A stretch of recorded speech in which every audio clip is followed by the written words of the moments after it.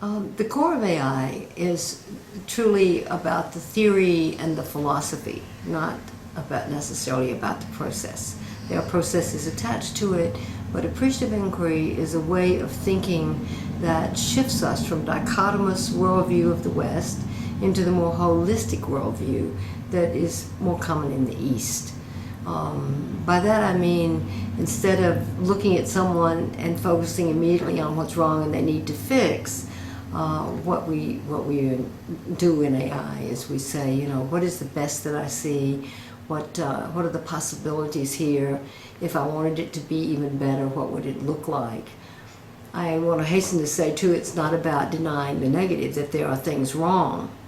What we say in AI is that you can shift things from what is wrong to what you would like to have better, what you might call right, by a process of focusing on the positive and on what you appreciate, on what you want.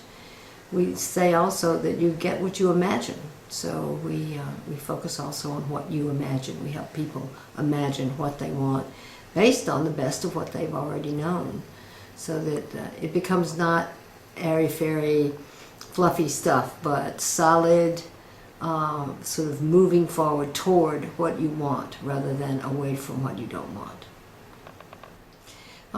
AI is, as I said, a philosophy and a theory.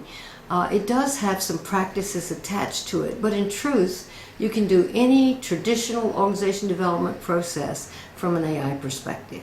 For example, when we first began to use appreciative inquiry as a process in organizations to help them move toward what they want, figure out how to be better, and those kinds of things, we used the story base of tell me a story about when something happened the way you liked it and loved it to be, and how do you get more of that in the future.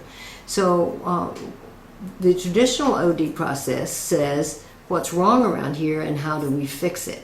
It's exactly the same process except for the lens you use on it.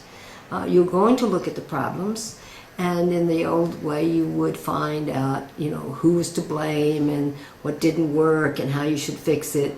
In the AI process you say, when have we been in this position before, this situation, and we were able to get out of it?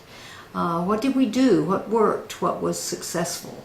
And so it's very important not to get confused. The AI processes, the processes that we use, the OD processes, if I may correct myself, and the OD process that we use is most commonly Kurt Lewin's action research model.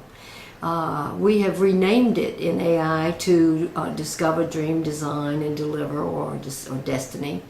But it is actually the action research model.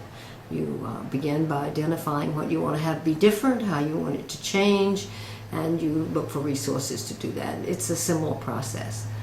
Traditional OD and AI share an awful lot of the same beliefs and philosophies. One, the importance of human behavior in our relationships, ways to improve the way we relate to each other, so that when we find ourselves in dichotomous situations, OD has long focused on how do you get yourself out of that, how do you move forward. AI comes at that from, as I said, a very different perspective. Rather than fixing, we come from it and moving forward toward what you want. The other thing that I want to point out is that it's not just traditional OD processes that AI can be applied to, but it's some of the new sort of, you know, you say thing of the week, idea of the week. One big one is Six Sigma, for example, that corporations are using, and another one called Lean, that they're using to find out what's wrong and how to fix it. And we have AI colleagues who have taken that, and they take the same methodology, and instead of looking at what's wrong and how to fix it, they look at what's right and how do we get more of it. It sounds a little hokey sometimes when we talk about it, but in fact, just everyone who's ever tried it sort of gets it, and it's not difficult to get. The experience of it is quite powerful.